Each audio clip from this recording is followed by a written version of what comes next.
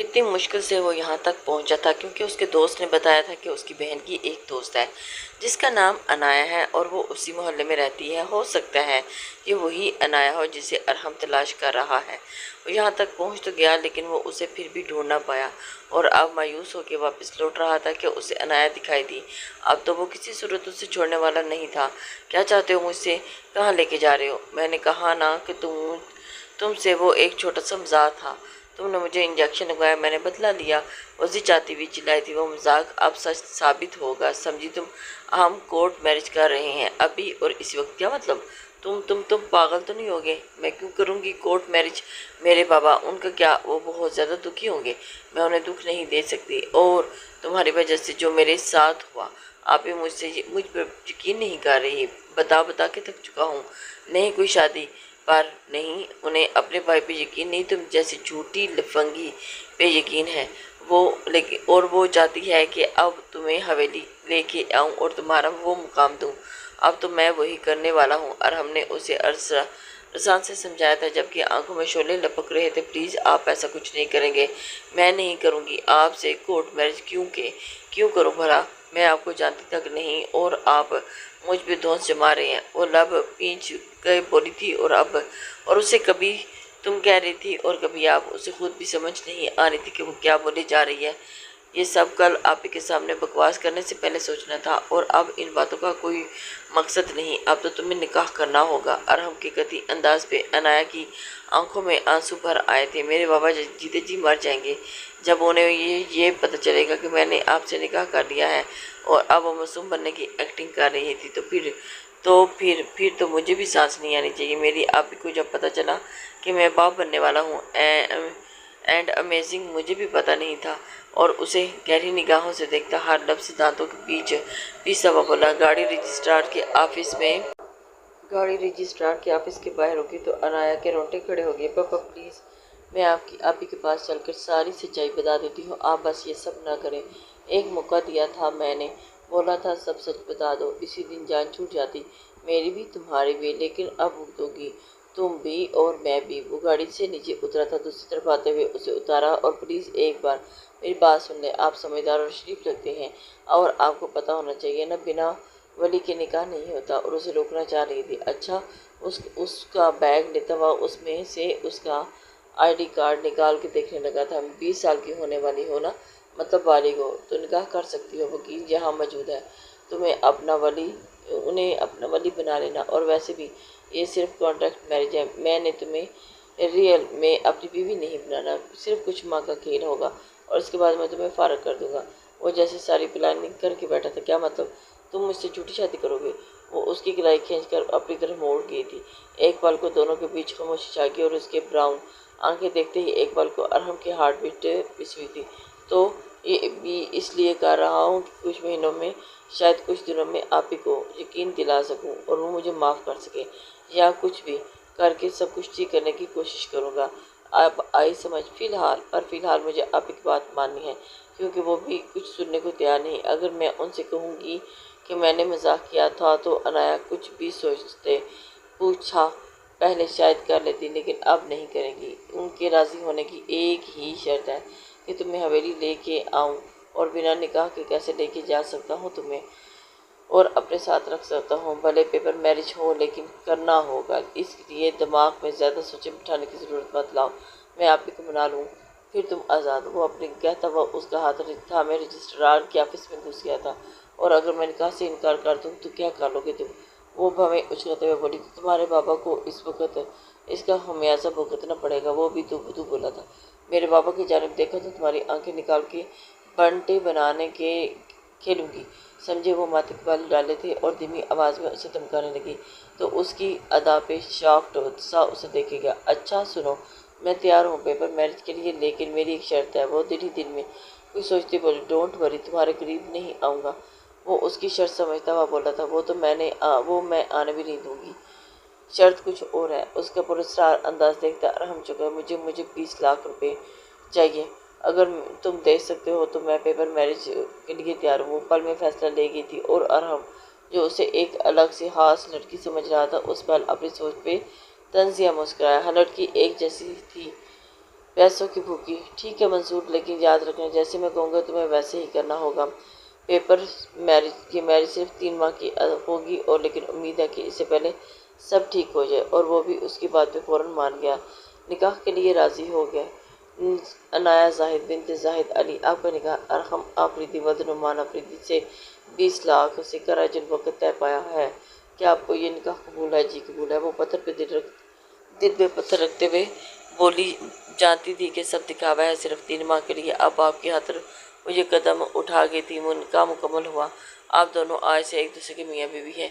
मौलवी साहब की बात पे अनाया तलख साहब हंसी थी। कुछ कागजी कार्रवाई के बाद वो बाहर निकल आए। तलख निकाह नामे के साथ अरहम के हाथ में था। और अब मुझे क्या, अब तुम मेरे घर चलोगी और 3 माह तक वही रहोगी मेरे साथ। मेरे बाबा को क्या बताऊंगी?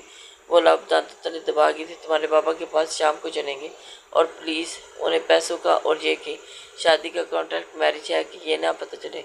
वो फ़ौरन बोली, तो अरहम चुका, तुमने 20 लाख का क्या करना है? वो भी इस बार थोड़ा उलझा था। ये आपको मसला नहीं है, आप अपना मतलब पूरा करें, मैं अपना। वो तड़क के बोली थी तो अरहम उसे घूर के रह गया था। वो जैसे ही हवेली दाखिल हुए, सामने ही सोने अभी मौजूद थी। अनाया को अरहम के साथ अंदर आता देख कर वो अपनी जगह से उठ खड़ी हुई और प्यार भरी मुस्कान से अनाया को वेलकम किया और अपने घर में खुश आमदीद प्यारी लड़की उसे गले से लगाते हुए बोली थी। जबकि अनाया और अरहम तो बस देखते रह गए। इस घर में अब तुम्हें वही मुकाम मिलेगा जिसके तुम असल हकदार हो। और हाँ, हमारे आने वाले वारिस का मुकम्मल ख्याल रखना। यहाँ किसी किस्म की कोई परेशानी नहीं होगी तुम्हें। अरहम, तुम्हें रात के वलीमे का बंदोबस्त करो। मैं चाहती हूँ कि सबको पता चल जाए कि मेरे अरहम की शादी हो चुकी है। वो अरहम को भी प्यार से देखते हुए बोली थी, आप ये ज़रूरी तो नहीं है? ज़रूरी है अरहम, मैंने मशवरा नहीं मांगा, बताया है। सारे इंतजाम जुल्फी साहब देख लेंगे, तुम बस एक बार चेक कर लेना। रोमाना चची, अनाया को किसी भी चीज़ की ज़रूरत हो तो आप देख लीजिएगा। वो अरहम से प्यार भरे लहजे में बोलते हुए फिर से रुमाना चची से नरमी से बोली थी और मोबाइल पे आधी कॉल अटेंड करती एक तरफ हो गई थी। अरहम, अनाया को रूम में लेके जाओ, रेस्ट करो, दिन को खाने पे मुलाकात होगी। वो कॉल पे बात करते करते बाहर निकल गए रूम में। लेकिन क्यों? वो सटपटाई। इससे पहले कि उसकी हरकतें किसी को मशकूक लगती, अरहम उसे गलाई से थामे सीढ़ियाँ चढ़ता हुआ रूम में लाता। दरवाज़ा लॉक कर गया था। अनाया के रोंगटे खड़े हो गए थे। दरवाज़ा क्यों लॉक किया? उसका घबराया हुआ सा रूप देखते हुए अरहम की शरारत की रग फड़की थी। अभी तो आई थी काबू में। जितना उसने सताया था, अब थोड़ा अरहम भी तो सता लेता तो क्या हो जाता? वही तो बताने वाला हूँ। अरहम अपने शर्ट के बटन खोलने लगा तो अनाया के चेहरे का रंग मुतगय्यर हुआ था। वो बेइख्तियार अपने 2 कदम पीछे ले जाने लगी थी। आंखों में बेयकीनी सी देखी। आपने कहा था कि आप मेरे करीब नहीं आएंगे, तो अब वो उंगली उठाते हुए से वार्न कर रही थी।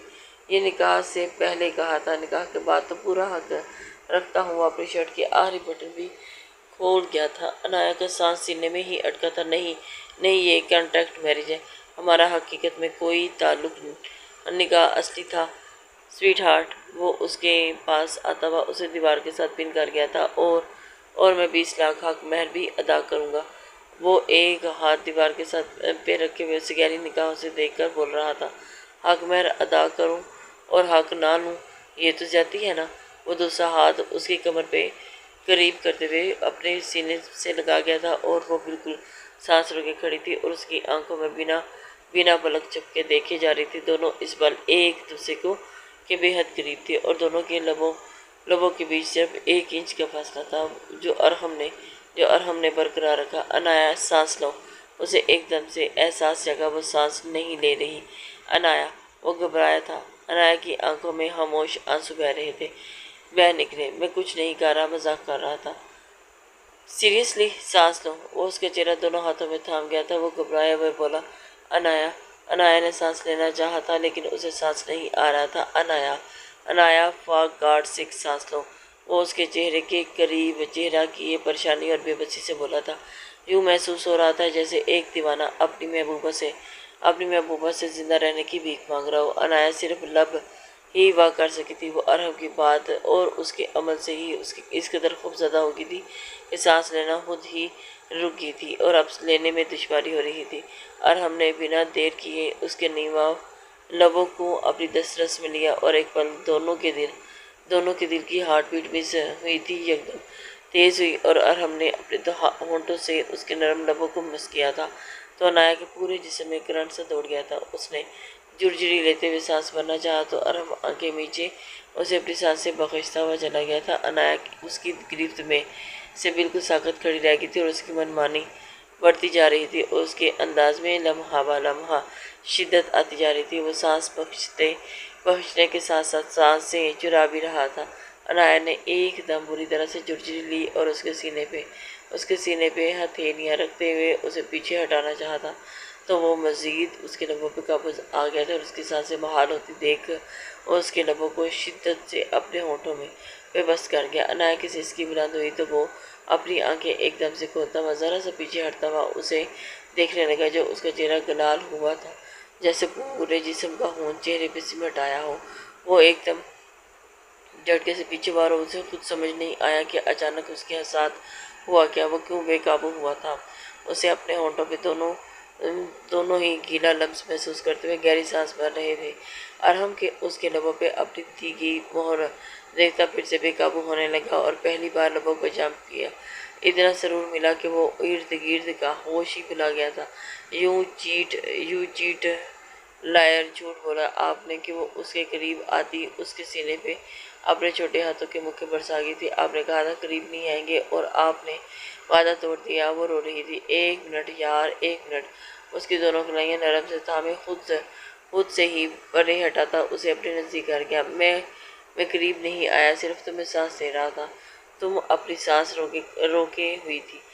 وہ دھیمے لہجے میں اپنے عمل کی صفائی دے رہا تھا۔ یہ سانسیں دینا تھا، کیا حال کر دیا۔ وہ اپنے لبوں کی طرف اشارہ کرتے ہوئے بولی جس کی ساری لالی ارحم نے چرا کے اپنے رنگ پہ اس پہ چڑھا دیا تھا۔ پہلے تو سانسیں ہی بخشی تھی، پھر پتہ نہیں کیا ہوا، اچانک بے حودی سی چھا گئی اور وہ بے حودی اب بھی محسوس ہو رہی ہے۔ دل کر رہا ہے کہ ایک بار پھر سے وہ ذرا سا اس کے چہرے پہ جھکتے ہوئے مخمور لہجے میں بولا تھا کہ یکدم وہ پیچھے ہٹی۔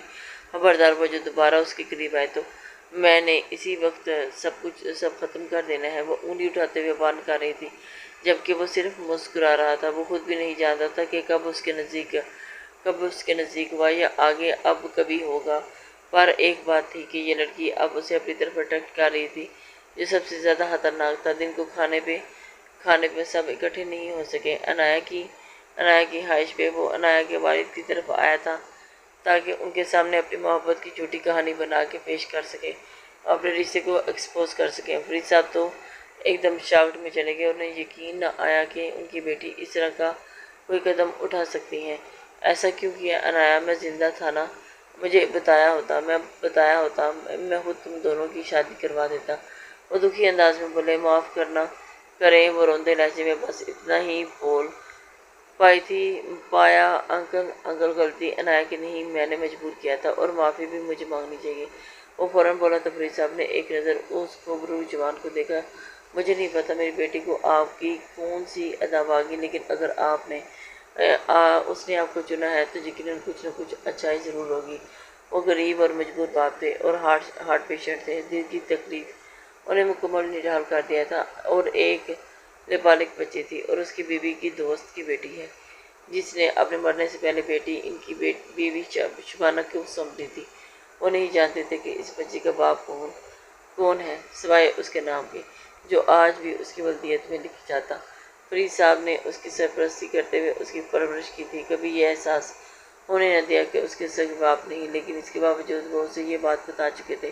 عنایا کی آنکھوں میں آنسو تھے اور وہ اپنے پاپا کو اکیلے نہیں چھوڑنا چاہتی تھی، لیکن اسے واپس ارحم کے ساتھ آنا پڑا۔ تمہارے پاپا کو بھی حویلی لے آئیں گے، وہ نہ جانے کیوں اس کا یوں اداس ہونا دیکھ نہ سکا، اور آپ نے مجھے 20 لاکھ دینے کا وعدہ کیا تھا۔ اس بات کا نظر انداز کرتی ہوئی سنجیدگی سے اسے دیکھتے ہوئے پوچھنے لگی۔ ارحم نے اقبال کو نک کھینچے اور اسے دیکھا۔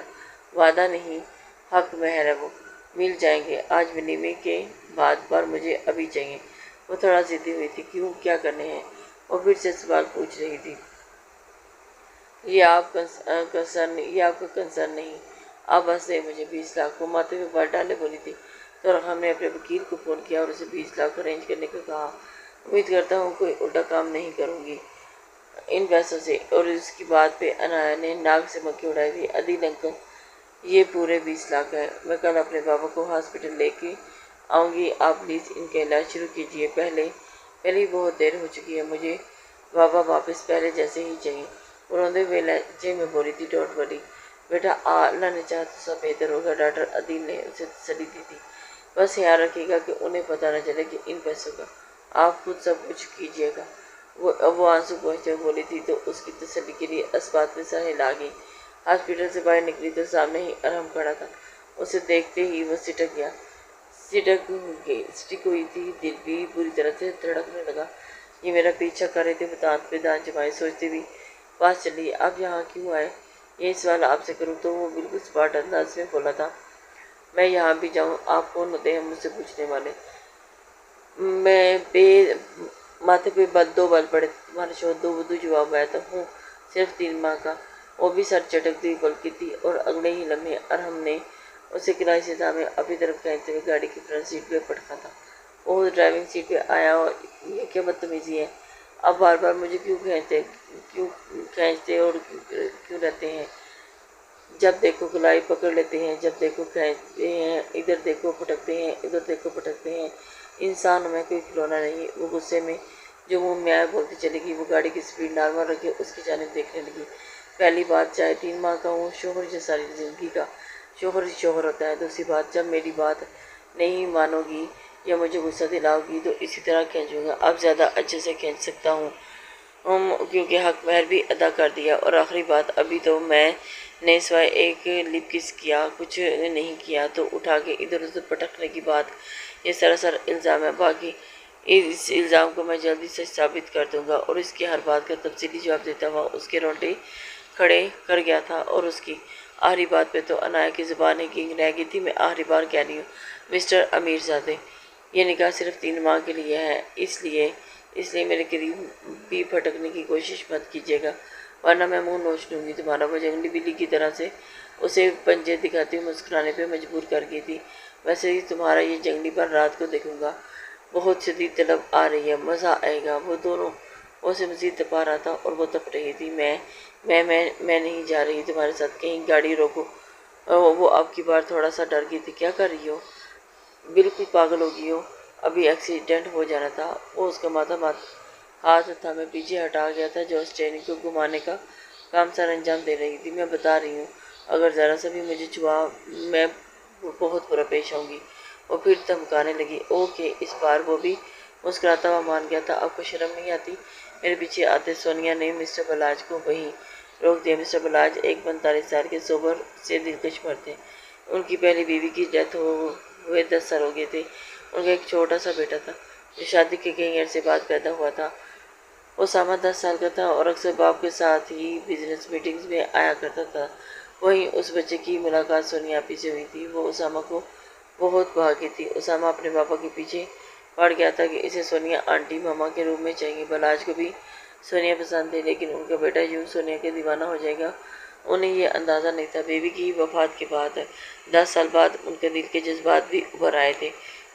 کہتے ہیں کہ 40 سال کے بعد بھی بندہ دوبارہ جوان ہو جاتا ہے، اور بلاج خان کو یہی لگ رہا تھا۔ جوانی ایک بار پھر ان پہ مہربان ہو رہی ہے۔ آپ ایک بار میری بات تو سن لیں، بلاج نے دھیمے لہجے میں کہا تھا۔ وہ ہمیشہ کول مائنڈ کرتے تھے۔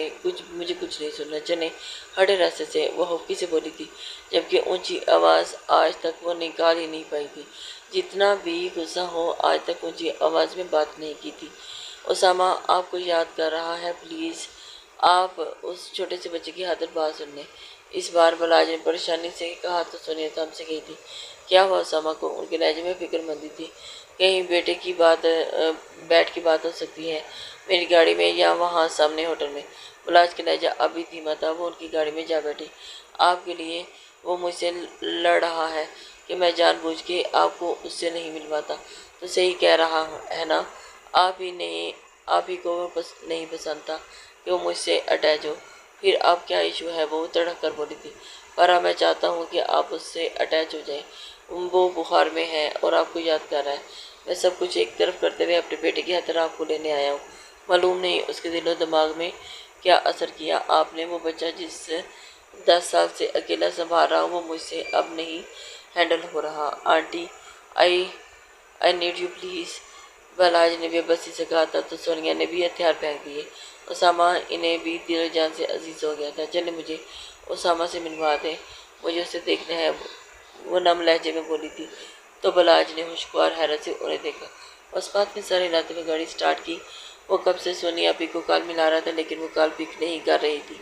फिर थोड़ी ही देर में उनका मैसेज आया था कि उन्हें वापस आते देर हो जाएगी, इसलिए फिक्र ना करें। इसने शुक्र का कलमा पढ़ा और अपने रूम की जाने पड़ा कि जोया ने रस्ते में ही उसका रास्ता रोक दिया था।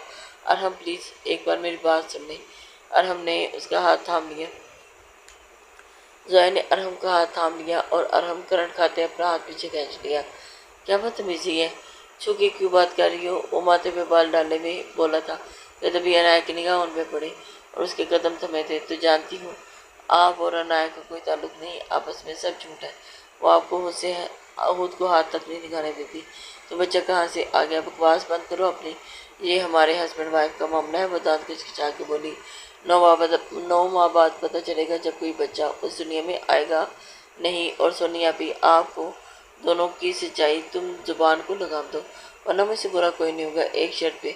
अंधेरे में फेंका गया तीर निशाने पे लगा था और उसने 2 दिन पहले ही अनाया और अरहम की बहस सुनी थी, जिसमें उसे आइडिया हो गया था कि उनका रिश्ता वैसा नहीं जैसा वो दिखा रहे हैं। अगर आप मुझसे निकाह कर लें, यकीन करें मैं आपको एक बीवी होने के नाते हर वो सुकून दूंगी जो अनाया को नहीं दे पाए। वो अरहम की गर्दन के गिर्द बाहें हमायल करते हुए गंभीर लहजे में बोली थी। अरहम ने बमुश्किल खुद पे जब्त किए उसे पीछे धकेला और आज तुझे बकवास की है, आइंदा मेरे सामने ऐसी बात मत करना। तुम कभी भी अनाया की जगह नहीं ले सकती, समझी तुम? वो उसे गुस्से से देखते हुए वाहन करते हुए अपने कमरे की जाने बढ़ा था, जहाँ से अनाया पहले ही हटते कमरे में जा चुकी थी। आप मेरी तरफ लौटेंगे अरहम, जब उससे आपको बीवी वाले हकूक नहीं मिलेंगे तो कब तक जब्त करेंगे खुद पे?